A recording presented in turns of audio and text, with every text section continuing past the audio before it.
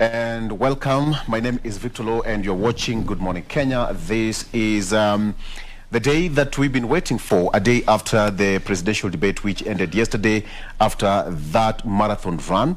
And today being the 27th day of July 2022, we only have 12 days to the polls. Now that's it, what we call the final lap. In any race, this is the final lap. This is a point that every politician, all the agencies involved make final touches to make sure that we get to the polls in a better and the best way so far. And today, let's talk about issues that were raised yesterday and what we should expect in the coming days with only 12 days to the polls. And with me in studio, I have got two gentlemen who are brilliant and will be able to help me dissect this. I have got Hon.David Sankok, who is a nominated member of parliament, and he'll tell us more on what he thinks as far as this election is concerned, as well as Honorable Engineer Joshua Toro, who is a former Assistant Minister of Roads and Public Works and Housing. During the time when Raila Odinga was the Prime Minister? No, was the Minister. We was the Minister, right, right. Welcome to the show, gentlemen. Thank you so much. Karibu sana. Let me start with you, Honorable Mheshimiwa Joshua Toro. What do you make of yesterday's debate?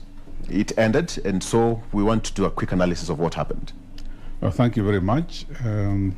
Let me start by saying good morning to the viewers who are watching us today. I'm sure there are very many all over Kenya. Unfortunately, I did not watch the first one. I had gone to Muranga for a funeral and I got it coming. So I cannot comment about the first. I can only talk about now the one by the deputy president. Right. And sometimes, you know, unless somebody is asked a specific question, if you comment on somebody who's talked for about 90 minutes, it's not easy to summarize. But in my view, the deputy president did not articulate what he has been saying in the public rallies. Because the issue of, for example, Mama Bogas, Boda Bodas, bottom up, that did not feature, and that is the main campaign tool. It was not articulated so that the Kenyans can be able to know what that means. So, in a nutshell, I think he left a lot to be desired. The deputy president on public rallies was different when he faced the media. So all I can say is that when you are looking for votes, you really don't tell people the truth. But when the hard questions are asked, then you forget about what you tell the public in public rallies. And now you come to the reality that there are some things you say in public rallies that you cannot be able to explain. So that's in a summary, that's what I think of that 90-minute debate. All right. What of it to you, Mheshimiwa Sankok? First of all, I watched both interviews. Maore was very brilliant, very ambitious, and especially when he mentioned about the offshore accounts and Pandora Papers, how our funds have been fleeced and put into offshore accounts and Pandora Papers. He did not explain how he will be able to use the law, because you must use every institution that is independent in making sure that those are punished and that the money that have been lost is brought back to the economy. So he did not explain how. But when it comes to the deputy president,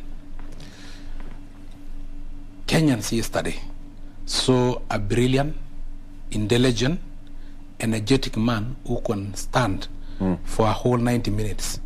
It actually came out that he's actually a true PhD holder. And no wonder, and I think even you guys of the media, you know, when you invited Raila Odinga to debate with the Deputy President, you are also from the media expecting a bit too much.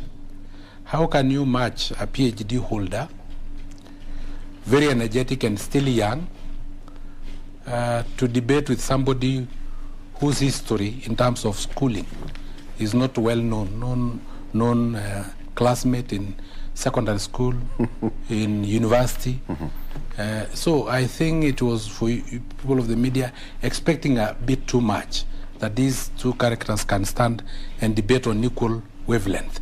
But nonetheless, the Deputy President explained and answered all the questions. My brother have said that he have not talked about Mama Mboga, but the question was not asked. And we are disciplined characters in terms of the hustler movement, so we'll answer the questions that were asked. So the questions that were asked were not asked about the bottom-up economic model, which also expected the people of the media to ask, because that is what will really assist Kenyans. Yes.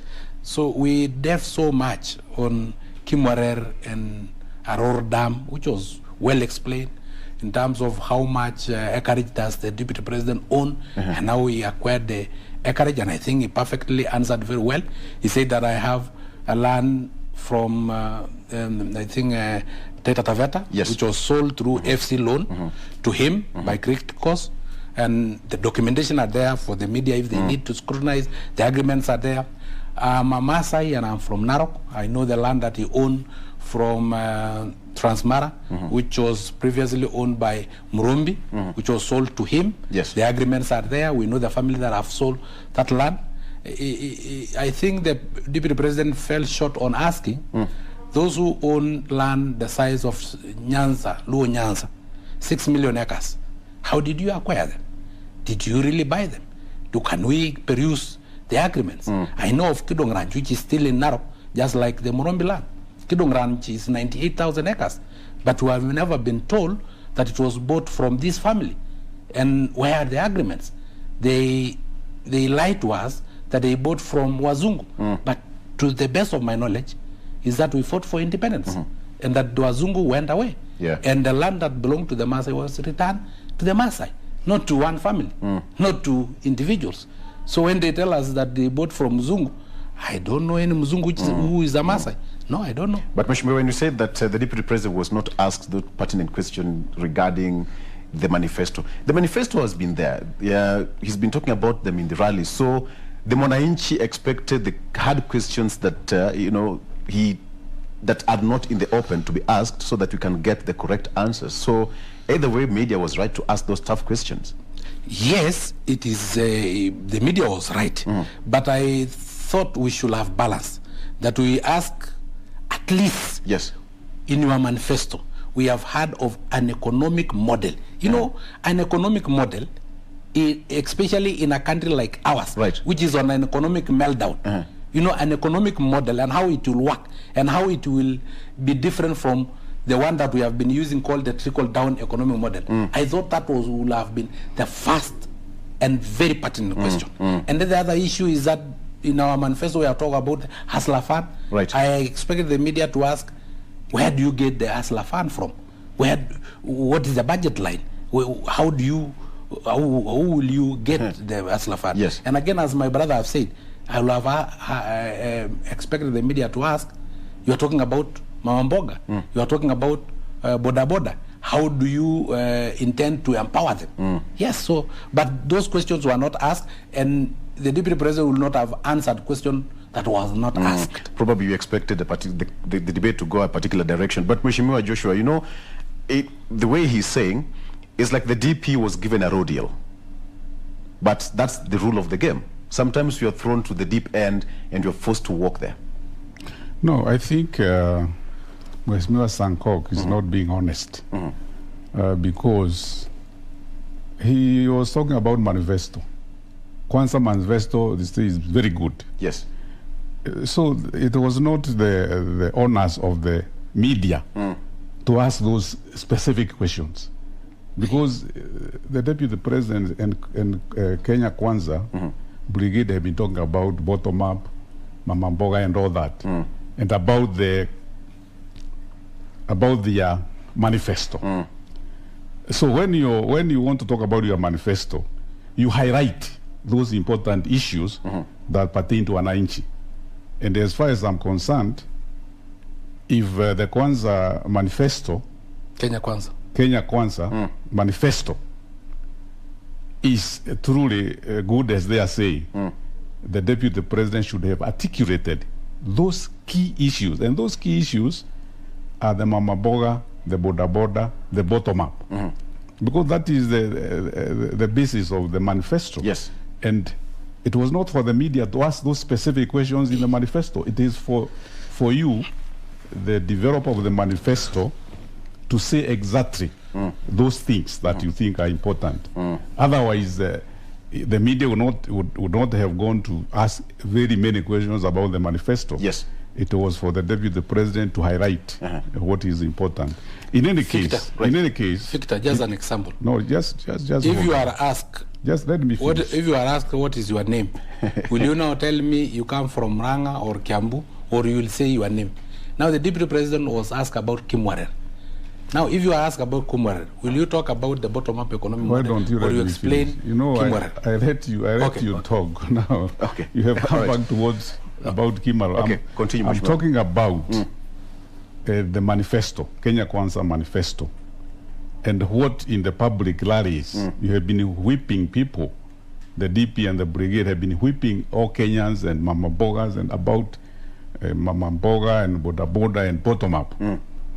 That takes about 80% of their time in public rallies.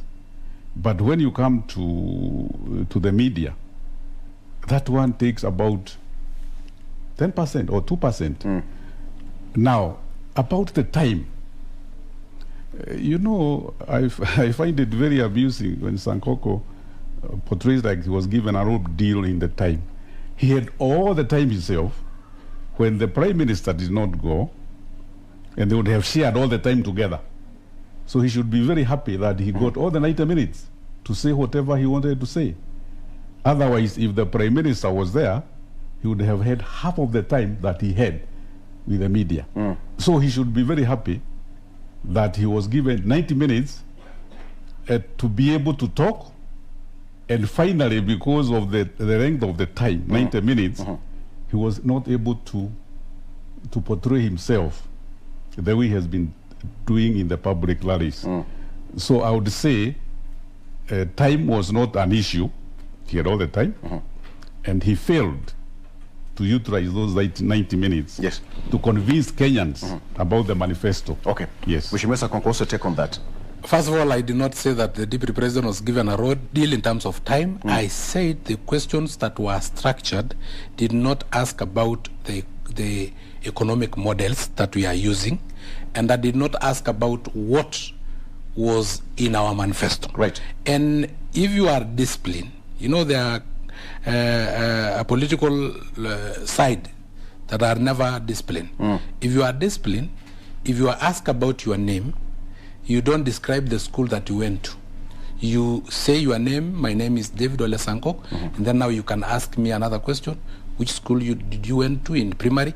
I'll tell you the school that I went to in primary, not the village I went to or the seminars that I attended, church keshas that I attended. I will answer the question the way you have asked. So when the media actually were the ones asking questions, the deputy president was answering. He was not given the 90 minutes to elaborate on his manifesto. No, the questions were asked. And because the deputy president is a disciplined person, he will answer the question the way they are asked and give the correct answers. But to me, he did it perfect and it was excellent, because what we have been telling the people in our rallies, they have understood and they know. But there are lies that have been peddled, that the deputy president is a land grabber.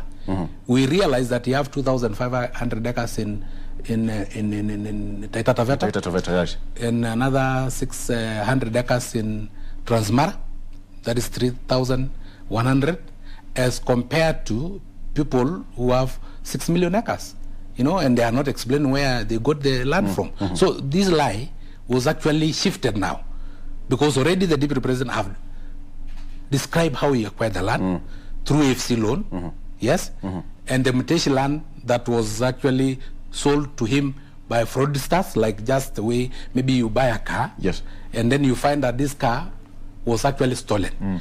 And those people who sold that land to the Deputy President are currently in court.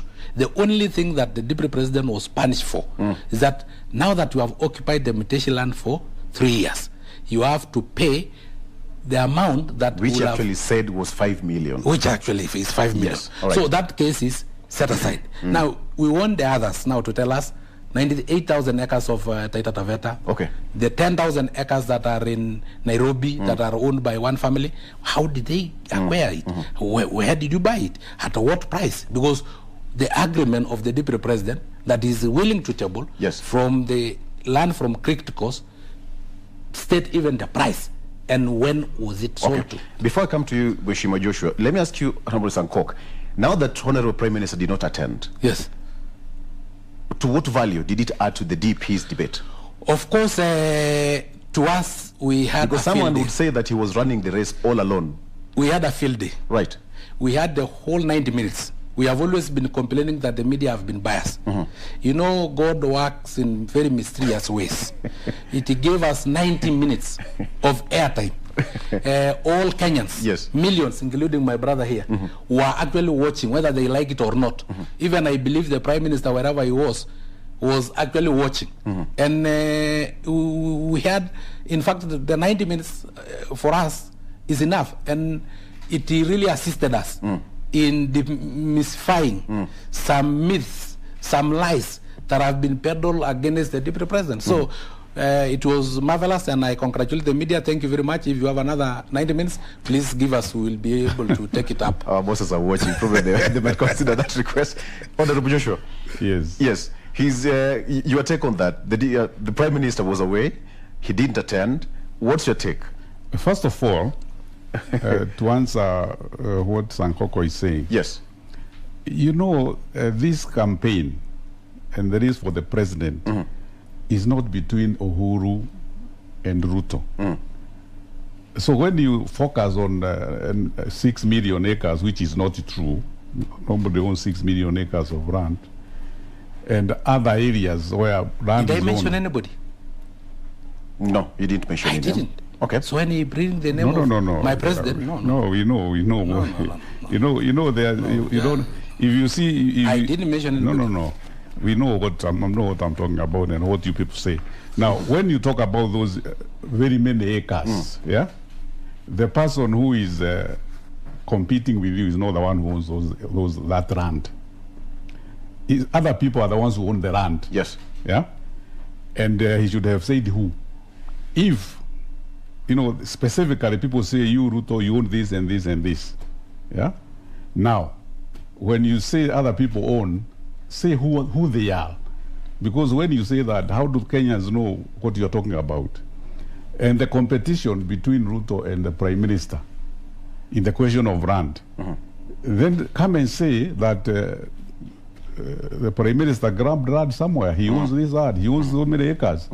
Okay, because those are the ones in competition. But when you bring up issues of people who are not competing with you, you are being diversionary. So you find that when the 90 minutes, when Sankoko says they had a field day, if you're running a race on your own, a marathon, and you're on your own, of course you have the field day. There is no competitor. The other issue I take exemption with is like the Deputy President was very bitter about something that is not known. When you say that the Prime Minister cannot be able to come, and I think when you say he could not come and face me, and Sankoko is saying that how do you put a PhD with somebody? You see the credentials of Honorable Raila Odinga, they are known. He was a lecturer in the University of Nairobi when I was a student myself in those early days. So how, when the university was one, and the criteria of being a lecturer in the University of Nairobi then was very high. So how did he become a lecturer if his standard of education was low? He had educated in Germany. He got an engineering degree and came and was a lecturer here. And that's a fact. You cannot dispute that one. So this propaganda that now Sankok Mheshimiwa is saying that you cannot put this one with this one because you do not know his education background, it is pure malice. And this is what we are saying, that let us not be personal on certain issues because they are not true. The other issue is that when you say that Honorable Raila Odinga feared facing Ruto, I mean, it is far from the truth. There are certain issues that were not addressed. Yes. Just like when the repeat of the elections, 2017, the side of the Prime Minister who was facing Uhuru and Ruto, they said until certain issues are addressed by IBC, we are not going to participate in the repeat election. And they did not do it because those issues were not addressed.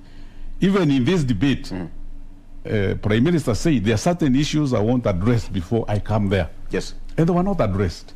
So he said, there is no way I'm going to come and be there. Yeah? Okay. So now that he did not attend, what do you think? How do you think that changed his political standing? It has not. It hasn't changed. For him, it's okay, and it is even better that he did not attend. Because this debate was meant to give a platform away from the political rallies that you always engage in, and get that fair platform for everyone to watch.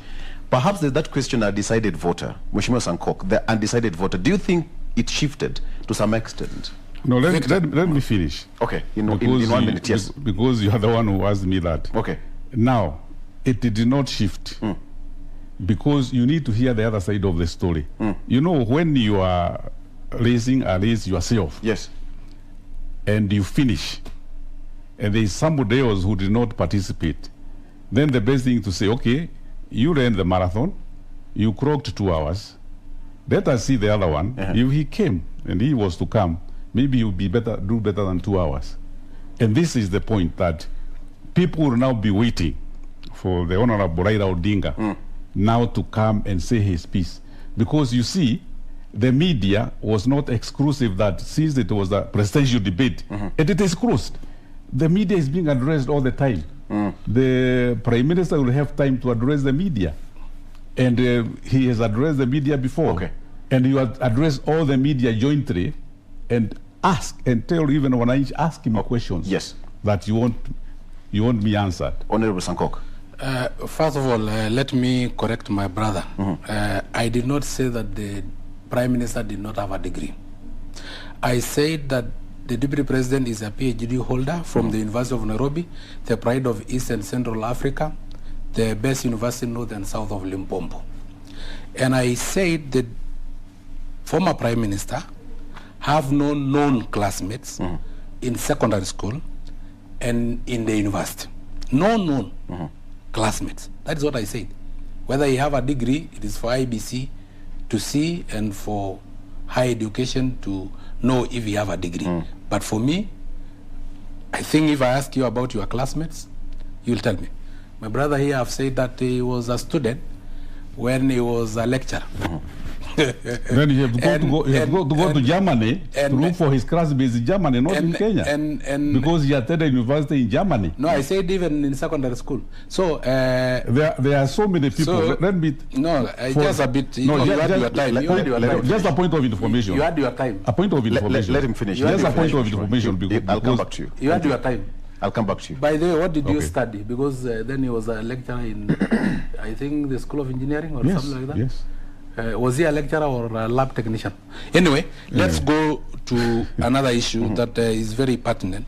When we say that he feared facing the Deputy President, yes, that is not far from the truth. We know that in 2017, my president and my party leader did not face Raila Odinga. He is now the chairman of Azimio. Was he a coward then? No, he is now the chairman of Azimio. Yes. And he is the master. Raila is the project. So you can now add 1 + 1 so that you can get 2.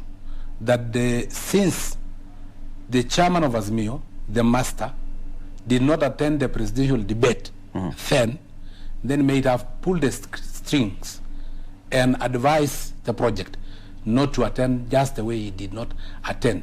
So we know. And if actually Uhuru feared Raila to face him in presidential debate, and Raila feared Ruto in a presidential debate, you can now see that the combination cannot match William Ruto as a PhD holder. Okay. You know, those are all assumptions.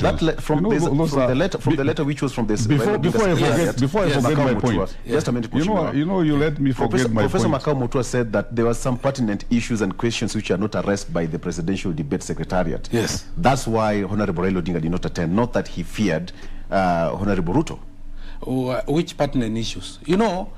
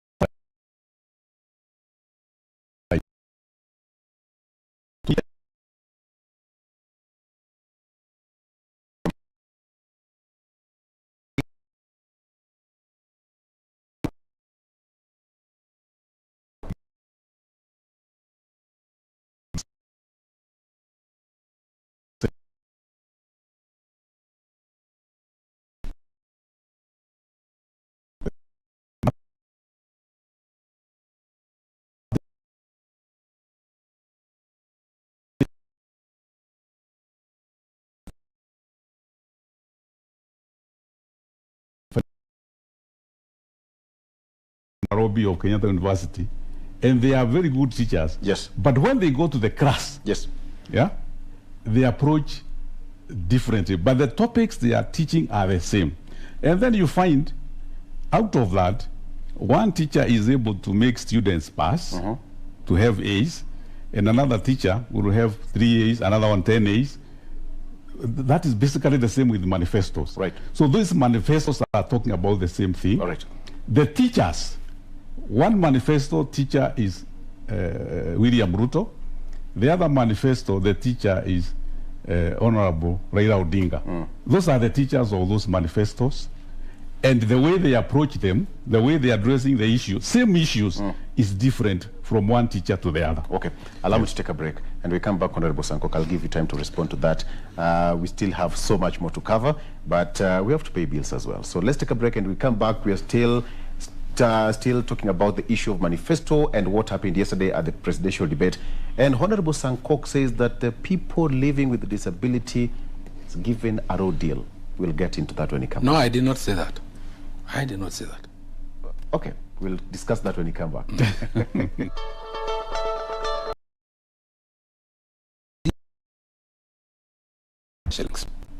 And KQ as a parastatal, a government parastatal, only own 2 aircrafts.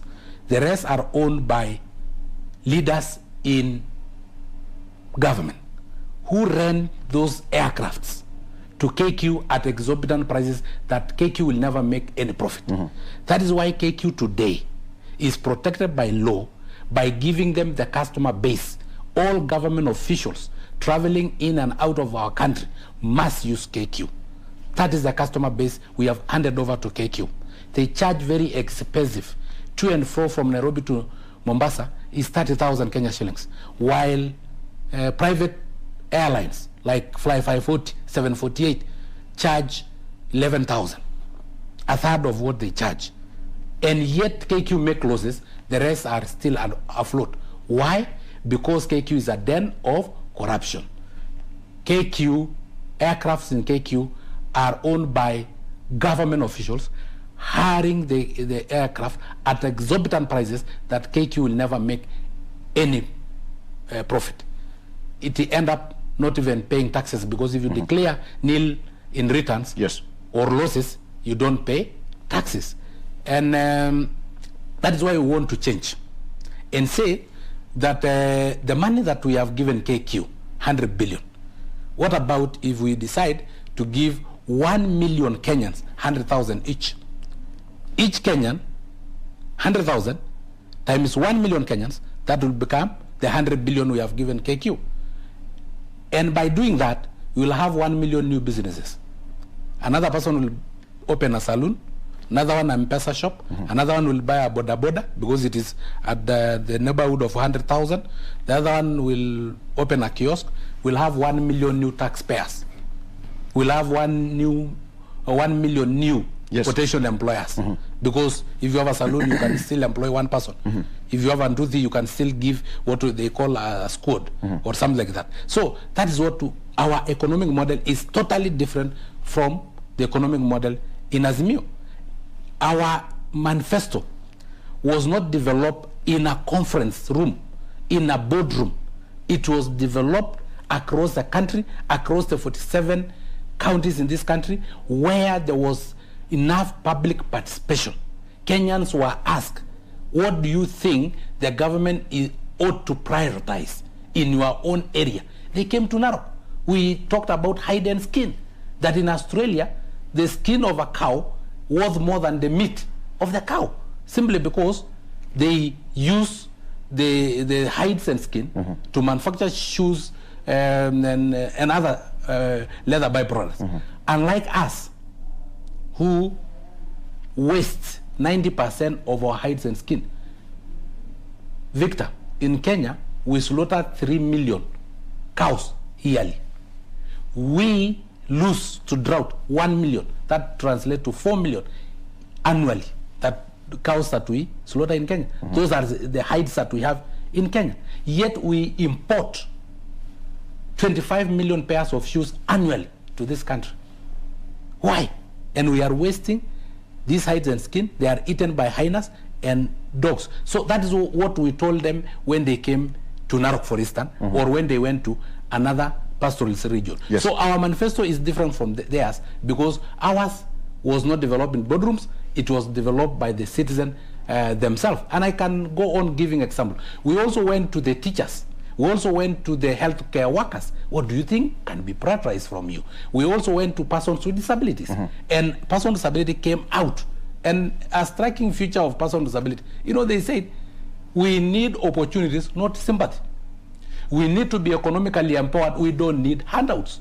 That is what the person, and you can go on records, because it was on record. We were in race course.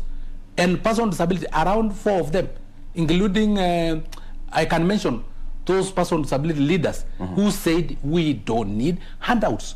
We need economic empowerment. We need opportunities, not sympathy. So it is totally different, because the Azimio manifesto is on handouts, that they will give 6,000 Kenya shillings to Kenyans. But for us, even persons with disability, in our manifesto, said no to handouts.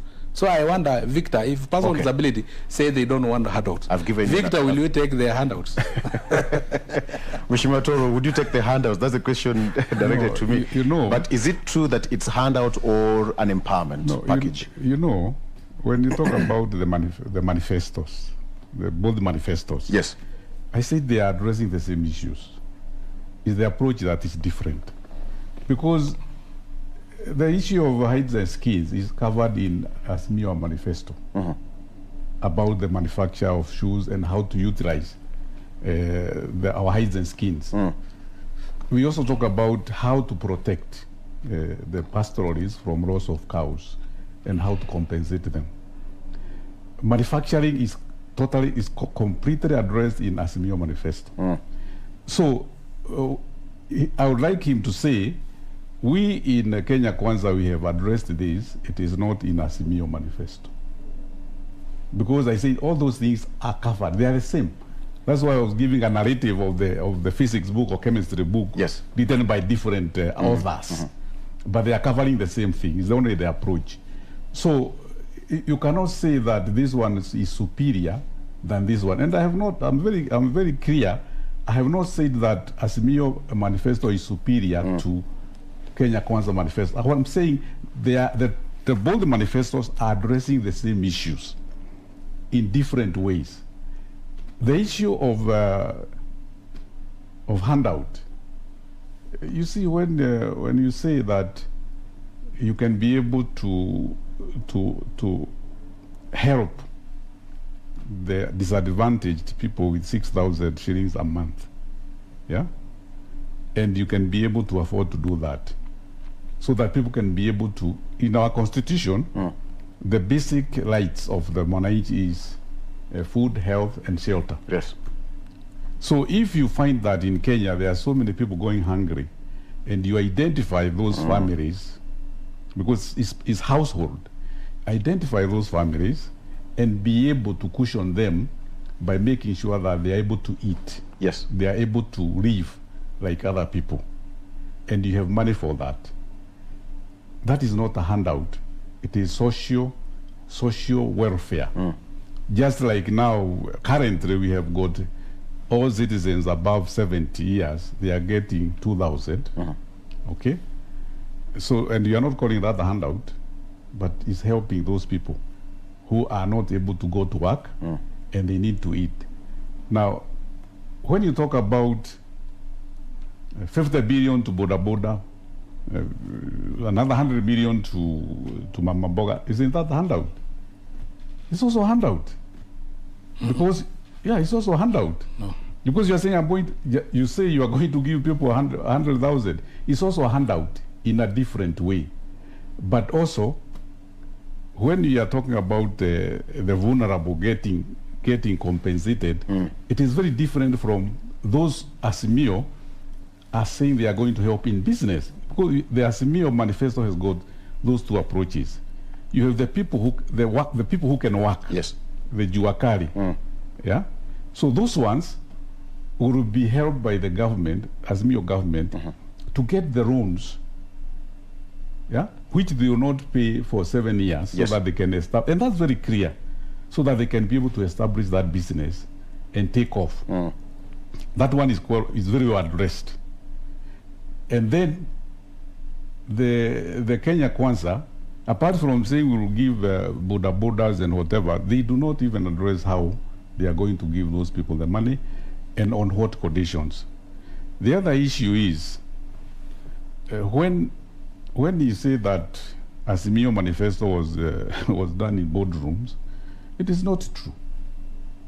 Okay? Research. When you do research on what pertains the problems of the people, yeah, the approach to do the research can be two ways. Yes. You can call the people in a public rally and ask them what they will tell you. Yeah? From Narok. You call them. You can equally call the experts from Narok. Yeah? And you say the people and the leaders from Narok and say the problems we are having here are this and this and this. Yes. Because they are representing the community. If I wanted to do something about Narok, and I call Mr. Sankok, and we sit down and he tells me things that happen in Narok, he is an authority. I cannot say that what he has told me is not true, is not right, because I never went for a public rally there. So the approach, we are talking about the approach. The approach is the one that I'm saying, you achieve the same things, yes, but you approach the differently. So the issue of saying that, like we copied from Kenya Kwanza Manifesto, I think we can say, and I don't want to say so, if you want to go that right, then we can say it's Kenya Kwanza which copied from Azimio, because Azimio was launched before, and Kenya Kwanza was launched about a month later. Okay. So who copied from who? Okay. Just to get back to the issue of debate, now that Honorable Raila Odinga did not attend, and I've just received a question that how is Raila Odinga going to redeem himself from that debate? There's nothing to redeem himself from. There's nothing. Because, you know, when you are, and I'll give a very good narrative. Yes. When Honorable Deputy President was doing campaign alone, yeah, in Mount Kenya region, he used to come there alone. There was no competitor until Raila came into the scene. Yes. Okay. So can you? It's like saying now, how is Ruto going to redeem himself? Because now Raila has come in. Raila has got so many avenues of addressing the media and the Kenyans in public rallies. He addresses the media. Eventually, he will accord his presence and his time to the media. Because I don't think when Honorable Raila says that now, I would like to meet the media. The media now, not KBC or Citizen. I want the media, yes, fraternity. And this is the time I'm ready for you. I'm sure you'll agree. All the media houses will agree. To have another presidential debate? Not a presidential debate. No. You see, a presidential is a baptism. Yeah? That debate is a baptized presidential debate, but it's a debate. You can have another debate which is not presidential. Okay. Remove the issue of the baptism of presidential. Right. Okay. And then you have another debate. Let me give Sankok time to respond to that as well. Do you think Honorable Odinga dented his image by not attending? And if so, how will he redeem himself? Because politics, you know the art and mastery of, changing perception at the end of the day. Of course, it was a presidential debate. Yes. So only presidents were allowed to attend. And again, for Raila to redeem himself, if you watch the news, most of them will get 3 minutes, 4 minutes talking time. Now to accumulate to 90 minutes, it will be a tall order. He will need another 1 year to redeem himself, because if you go to the news and get 2 minutes today and tomorrow 2 minutes, to get 90 minutes, then you'll need 1 year. So you will still need another 1 year to be able to start from the same wavelength that we are now because of courtesy of the presidential debate. And it is not something that is baptized. We have presidential debates even in superpowers countries. And it is a very important debate, because it is the time that you will tell the Kenyans, what are you really for and what will you do to them? If we give you an opportunity, which is 12 days to, what will you do to us? What will you do to revive the economy? It's also an opportunity to tell you that now, Honorable the former Prime Minister, you have been mentioned in the maize scandal. You have been mentioned in the molasses scandal. You have been mentioned in state capture, where you have captured our gas transport system. I'm not saying you have captured, but I'm saying those are the questions that will be told. And then he will redeem himself by saying, no, those are allegations, they are not true, this is what it is. Because yesterday, Ruto got that opportunity. He was told, you have been labeled a land grabber. Muteshi land was mentioned, Kritikos land was mentioned, Murumbi land was mentioned. He was able to redeem himself from those perennial lies. But now, Raila Odinga did not get an opportunity to redeem himself from allegations that have been labeled against him, including the issue of molasses and maybe the issue of gas. And that is why the gas in 2018, from filling a cylinder of 5 kgs, 600 shillings, went all the way to 1,600 shillings. You never know. So those may be lies, but he had an opportunity to redeem himself. He did not. So I'm telling you, for a fact, he missed, and he really messed himself big time. Okay. I want us to go to the next bit here. There was also the issue that my brother was talking about. Right. He was talking about that these manifestos are still the same. I've given an example. Addressing the same issue. I've given an example of the trickle-down economic model vis-a-vis the bottom-up economic model. Those are totally different. I've mentioned the issue of handouts. When you talk about giving 6,000 2,000 Kenya shillings to the vulnerable. Do you really know who is vulnerable? The person who is vulnerable is that person who cannot work. I was the chairman National Council for Persons with Disability. I do not say that give 2,000 Kenya shillings to every person with disability. I said, Sankok, because you walk on crutches, give him crutches so that he can go and work. A people who is in school, pay for them school fees, they graduate as doctors and engineers, and they can be able to fend for themselves. I say the 2,000 Kenya shillings that will be given to those who are severely disabled, those who need 24-hour care, those who are mentally disabled, who cannot differentiate, who cannot work, who cannot go to school, who we cannot train. Those are the vulnerable. But somebody who can be able to go to the river and get a fish, will teach them how to fish, will not go and fish and give them fish. I think it's your economic model, because I overlooked commenting on that one. You know, he gave an example, a very poor example of Kenya Airways. Yes. You know, Kenya Airways is, if you view it as a parastatal, the big corporations which pay tax are not the parastatals. There are very few parastatals which are based, and they're supposed they can be give revenue to treasury. Very few. And you combine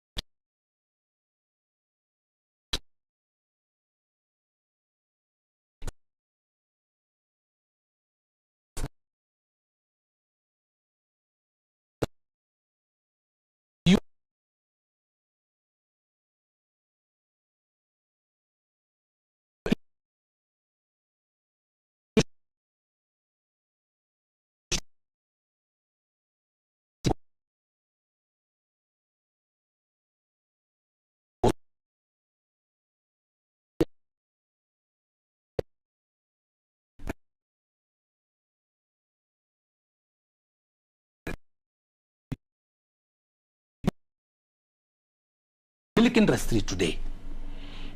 We have scaled down KCC intentionally to be able to raise a monopoly milk processing industry that buy our milk at 30 shillings, skim the milk, remove butter and ghee, and sell us at 120 shillings per liter. That is robbery with violence. I'm telling you, because of monopoly. And remember even Safaricom, when he mentioned for Safaricom, when it was a monopoly industry, we used to buy SIM card at 2,500 shillings. I paid 76 shillings per minute of call time. What have changed? Now we are calling at 2 shillings per minute. It is because it is no longer a monopoly. So we are saying the state cannot use its machineries through conflict of interest and state capture to protect some corporate in terms of law and in terms of resources. That 100 billion we are giving to KQ is, we are not bailing KQ as a parastatal. We are giving money to go and pay government officials who have rented their aircraft through conflict of interest to KQ. That's what we are doing. Okay. And in 1 second, do you think the presidential debate achieved its mandate, and the candidates, did they perform to expectation? I told you it achieved its mandate. I congratulate the media, and I urge them that every time that we have an election, they should actually organize that presidential debate. It is very important for Kenyans. Kenyans love it. And those who attended, the two of them, Waiga Maore and William Samoei Arap Ruto, did 100%, an excellent job. They put across their case. It is now for Kenyans to decide. But for me, from what I have seen and what Kenyans are commenting, that's why I told you, I listened and I sat down for the 90 minutes of Waige Maore. And I sat down for the 90 minutes of William Ruto. And so many Kenyans. You follow on maybe probably percentages. You remember the deputy presidential debate, which I think also was one of the things that informed Raila not attending, because, you know, they thought Karua was very intelligent. And they have depicted Rigathi Gachagua, His Excellency Rigathi Gachagua, as somebody, when you give them mic, may mess up. So when he was given an opportunity and was given the mic where there was no biasness, where there was no social media twisting of information, then Mother Karua was actually Raruat. Now, after that, I think that also informed the decision why they should not attend. So, in a nutshell, for me, it was perfect. And gauging on how many people were watching, how many Kenyans were watching. I think the deputy president debate was 35 million. So you can imagine if you have that audience. Even to have 200,000 audience is very difficult. But having 35 million as audience, actually the Right Honorable Raila Odinga messed it up. All right. What about you, Mheshimiwa? What was the overall performance? You know, from him, you know, even in parliament, people don't talk the same language. If you're in government, you are pro-government. If you're in the opposition, you're in the opposition. So there is no time that he's going to say that Raila did not mess himself. There is no time that he'll never say that Ruto did not perform well, because he's on that side. I'm on the other side, on Azimio. And what he has said is very true. The debate between between Gachagua and Mother Karua did not go the way that the aspirations of Azimio. Because you have two people, and Mother Karua conducted herself in a very dignified manner. Because it is as if that debate was supposed to come and attack Uhuru Kenyatta. Because every time Gachagua opened his mouth, it was attacking Uhuru Kenyatta. He mentioned Uhuru Kenyatta around about 70 times. Uhuru Kenyatta was not the one who is running. Uhuru Kenyatta is not in the ballot, and Uhuru Kenyatta is not the one who is in Azimio presidential candidate. But you find every time Gachagua would talk about, yes, I'm being mishandled, I'm being investigated, every time. And I would like to know, can you ask, what is state capture? You know, you come with some names that do not make any meaning. What is state capture? Something that what is state capture? We'll discuss on that later on in the next topic, because it's a huge discussion. Because state capture, you know, when you are in opposition, you talk about state capture, but you cannot define exactly what state capture. So in a nutshell, the presidential debate did not achieve what it should have achieved, because the first running mates, the debate on running mates, for Azimio and Kenya Kwanza, it became an issue of somebody like taking revenge on the head of state. That all my problems are from the head of state. That is not the issue. The issue was Kenya Kwanza manifesto and Anti-Fio manifesto. How are you going to do things? But you're talking about your own problems. You ask, how did you get your wealth? Then you blame it on, yeah? So going by that debate of the running mate, Azimio and Kenya Kwanza, right? If it was going to go that way again, and if you listen to what the deputy president was talking yesterday, he was prepared to go that line that Gachagua went, yeah, of bashing the coming in state capture, bashing the, you know. So going by what was witnessed between the running mate debate and what they have been saying throughout, okay, it was going to be a repeat of that. So generally, what was the general performance assessment? Let me say this, that the presidential debate, 100%, the presidential debate did not achieve what it was supposed to achieve. Why, sir? First, two presidential candidates did not participate. So 50% did not participate, if you want me to say that. 50%. The other running debate, one was a biased debate, biased towards somebody who is not in the race. So you find that balance did not come out the way the media wanted the people to be able to be advised, did not come out the way it was supposed to be. And lastly, let me say this. We have very few days to the elections. Raila is not a fool.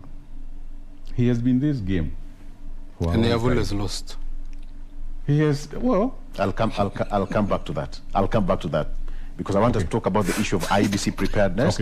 And I also want us to talk the issue of what we should expect with only 12 days to go, so that when you come back. And issue of person with disability. Exactly. All right, so let's take a break. I still have Hon.David David Sankok and Hon. Joshua Toro with me in studio. Let's take a break. We'll be right back.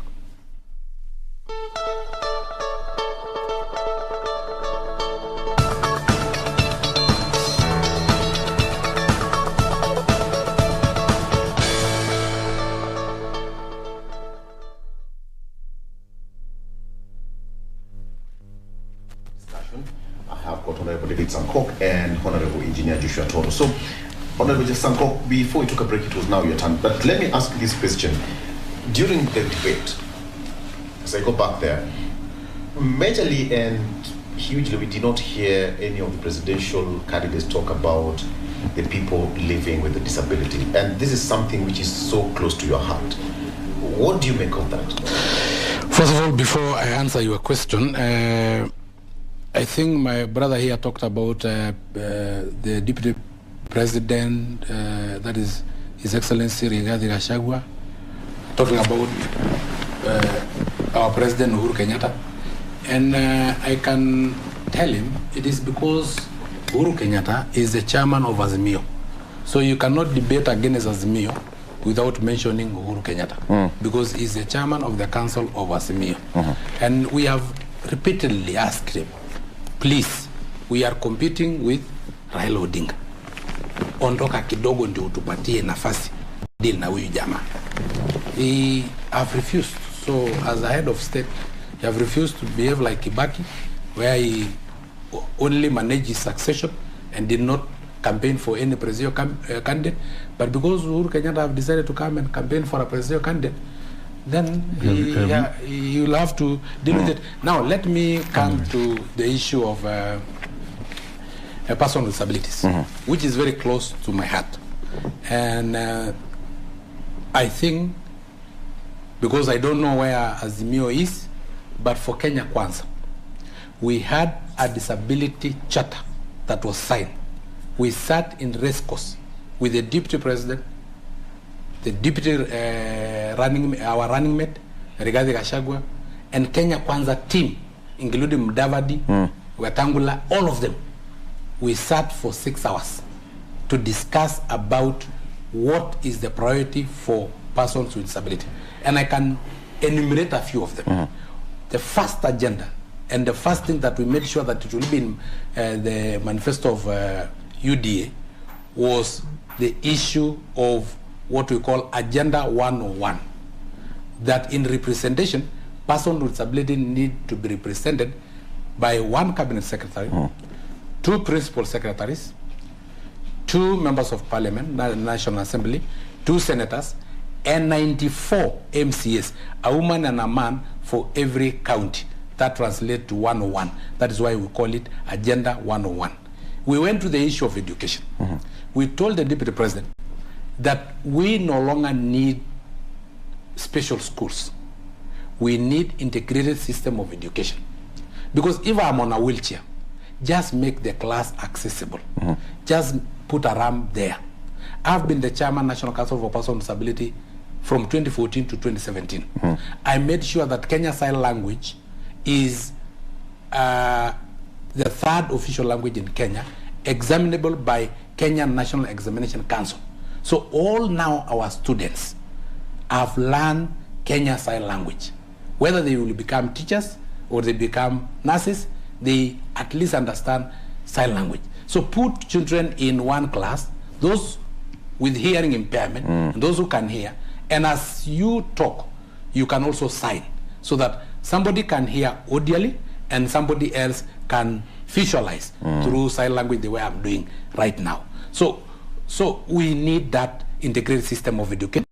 Because if you put me in a special school, even if I become number 1 in a special school, I will believe that I'm number 1 among the dejected, among the stigmatized. But if you put me together with other kids, and then I become number 1, because I went to an integrated school, when I became number 1, I realized, oh, so there is ability beyond disability. So I may not be number 1 in the field, but I can be number 1 in class. So, Victor, if you scored an E because there was no F, and I scored an A, I'm just giving an example, right? Because there was no A+, yet I'm a person with disability. I realized that you are disabled in class, but while I am disabled in the field. And again, in an integrated system of education, we learn how to assist each other through a symbiotic relationship. I used to have a friend called Patrick Malel in secondary school, Kericho High School. And he used to go and fetch water because I cannot with my crutches. But then I will wash all the clothes. You see? So at that time, we start a relationship. Because if we have a special school, you will manage to have a special primary school, a special secondary school. Will you manage to have a special university for me? Will you have a special supermarket for me? Will you have a special workplace for me? At the end of the day, I will interact with the general public. The earlier, the better. We also went to the issue of the Hustler Fund.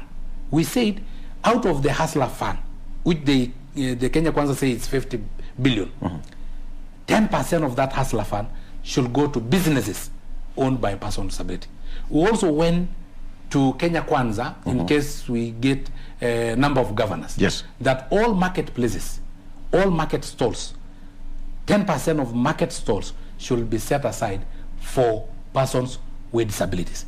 We also went for the NHIF in universal healthcare, which Kenya Kwanza is talking about. We say that NHIF cover should be able to cover the provision of assisted devices, just the way to cover the provision of drugs for diabetes, for instance, which may cost 10,000 per month. My crutches cost 1,500 and I use them for 2 years. So why can NHIF cover? Because it is very difficult for somebody from Turkana to travel to Nairobi in search of crutches that cost 1,500. It is not economically viable. And again, when you come to Nairobi to search for crutches, you'll be given what is available. Sometimes a wheelchair. Yet you are supposed to walk on crutches to have physical strength. Now you'll be on a wheelchair, condemned to sitting. So the disability will be more pronounced than before. But if NHIF cover, it means that small clinic in Murang'a, that small health center in Turkana knows that I have 10 persons with disability. One of them require crutches, either auxiliary or elbow crutches, or they require a wheelchair, or they require this caliper. So they will be providing customized, the prescribed, medically prescribed assistive devices, so that it does not end up. Do we have an active legislative bill in Parliament or passed protecting PWDs? Yes, there is a Person with Disability Act of Parliament of 2003 session paper number 14, which gave birth to National Council for Persons with Disability. And that is where I was coming to, that the National Council for Persons with Disability have a fund that is 1.8 billion. 1.2 billion of it goes to cash transfer. 30 million is for assistive devices across the 47 counties. Now you can imagine, in Kenya, we have 400,000 wheelchair users. 400,000 wheelchair users. All right. And we only have 30 million for the whole country for all assistive devices. We say that money is not enough, but we'll not go to look for money elsewhere. We have another state corporation that is hidden, called the National Fund for the Disabled of Kenya, that own Rehema House of Westlands, Rehema House in CBD, and Rehema House in Ngong Road. It is a multi-million asset state corporation, but it is managed through State House. Parliament cannot oversight it. I think he understands, because he was in Parliament. Parliament does not oversight funds that go through State House. So you can imagine this fund is there. We don't know how it is being oversight. Yes. They are not audited. So we have said, since it's a multi-billion asset owner, let those assets go to National Council for Persons with Disability so that it can be oversighted, it can be managed from there. Lastly, on the issue of manufacturing, we also told the Kenya Kwanza, since you'll be having a manufacturing industries across the country, let us also view persons with disability as potential customers for manufactured goods, that is calipers, assistive devices. And I can give you an example. 400,000 wheelchair users currently in Kenya. If each wheelchair costs 30,000, that is a 12 billion factory. 12 billion worth of metal being sat by Kenyans, being used by Kenyans. If you add other assistive devices, it will be an industry worth 100 billion. An industry worth 100 billion with a customer base of 6.5 million Kenyans with disability. Any potential investor is willing to invest on that. So if we open up for manufacturing, instead of only focusing on cars and guns and other issues, we can also focus on persons with disability being a market bigger than Nairobi, because it's 6.5 million, and they will always use assistive devices so that we can manufacture these assistive devices locally. Well put, Mheshimiwa, well put. But let me also get your side of Azimio. He's articulated very well what Kenya Kwanza has in store for PWDs and what they're intending to do. What about Azimio? Do you feel that PWDs will also get a fair share of, Raila's government if he's elected? You get a fair share. That one is for sure. It has been addressed. But you see, I'm not an expert. I cannot contradict him, because he knows what he's talking about. Right. Because he's one of them. And the issues he has been trying to push, I cannot contradict him. And that's why he was nominated in Parliament, because of that issue. The only issue that I think I would fault him is knowing exactly what is required to be done. And the Parliament these days, not like the Parliament of yesteryear, where it was very hard for registration to come from members of Parliament. These days it is straightforward. Member of Parliament can bring changes to the Act, and then it can be taken over and it becomes law. What he has said is very important, but the question is, why hasn't he been able to even bring a bill in Parliament to bring that trust that is managed by State House or Office of the President, so that that money is channeled now to the parastatal, where it is deficient of money, because that was within his mandate.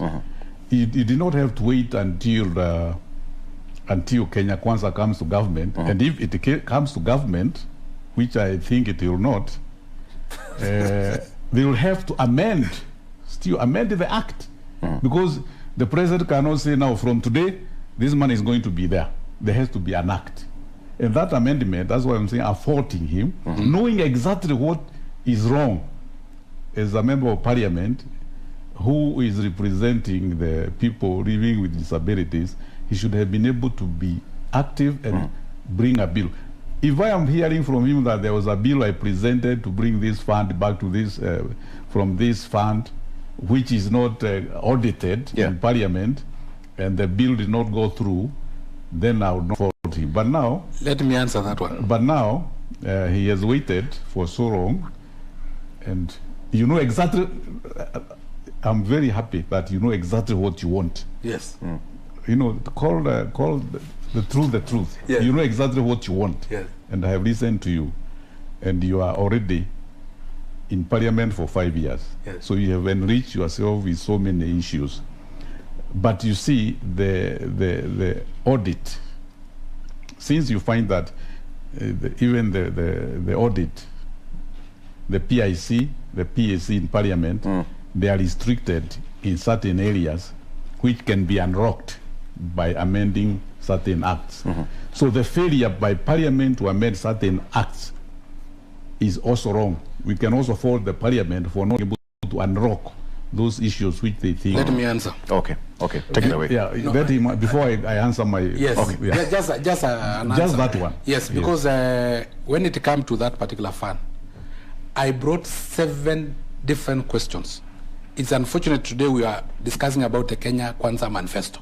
If we are discussing about what happened in parliament, and it is in the Hansard, that I brought 7 different questions asking the chairperson of the Kenya National Disabled Fund of Kenya to appear before parliament and explain to us how are they being oversighted and where are the proceeds of their multi-billion assets that they own.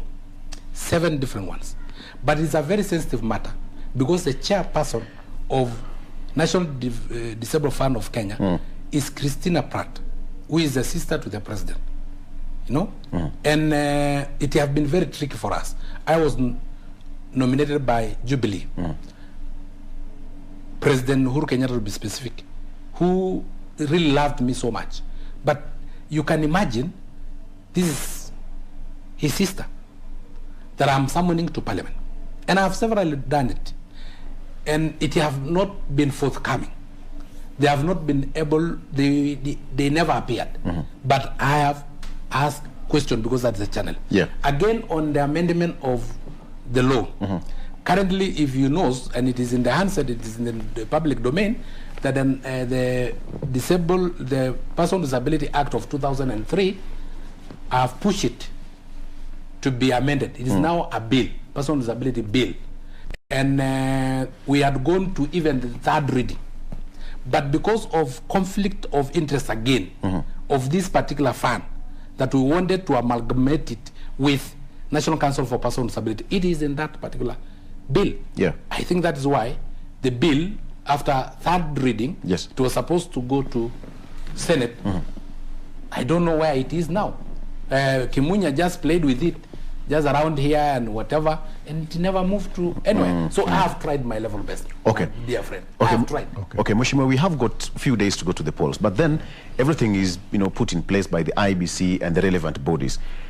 PWDs form a huge chunk of voters in this country. Perhaps you have got exact numbers. Yes. Have they been well catered for so that they take part in this election without any hitches? Perfect. We have met as leaders of persons with disability with IEBC, with Chepugati. We have talked about accessibility in the polling centers. We have talked about accessibility to the information, which we wanted to be on Braille, but we decided since time was not enough, again, it will have costed more in terms of billion to Braille every polling paper, every paper. It will be a bit difficult. That's why we shelved the issue of Brailling. But in terms of what is done and how persons with disability will be able to vote, we are satisfied. In Kenya, we have 2 million Kenyans with disability registered as voters. 2 million we is have a a big total number. population of 6.5 million, but others are children, others are maybe mentally they may not be able to vote in one way or the other. But those who are registered are 2 million. And for us, we are the 43rd tribe of Kenya. Our challenges are the same. We will vote as a bloc, and they know whom they will vote for. They know whom they sat with in race course and discuss the economic model of the Disability Chapter. And those are the things that I have enumerated on what actually person with disability needed to be done. And I have not even finished. The issue of sports was also captured in that Disability Chapter of Kenya Kwanza. The issue of provision of factor concentrate to those with hemophilia. You know, those people with hemophilia eventually become person with disability. And currently a factor concentrate that require as a life-saving so that they don't bleed to death need is actually 50,000, some are 80,000. So meaning if you have a small bruise as a person with hemophilia, you need 80,000 to save your life. Some will need even 6 vials. That means they will need close to 400,000 Kenya shillings to save their life. So we have said that one which should also be covered by NHIF. 2 million. Today I will be meeting with the world president of World Hemophilia Association so that we can discuss, because they give us 2 billion yearly to cater for those with hemophilia. So there is a lot that we discussed. You've talked very well about PWDs, and you know, when it comes to an election, it's a sensitive matter that it's in the democratic space that PWD should also have that space. But Mheshimiwa, getting your final word, because I'm told we are running out of time now, briefly, in the Azimio la Umoja, Chebukati, there was that nomination list which was given to the IEBC for nominations, and they turned it back. Apparently, people with disability, gender balance was a factor. As Azimio, are you considering having in your government, so to speak, PWDs, and at what percent? Well, they will be there, but I cannot talk about the percentage right now, but they will be there. And when he says 2 million voters of PWDs will vote for one side, it is not true, because we are also interacting with them. Like, for example, the chairman of PWDs, he is with us. He is with us, and he interacts with us in Mio.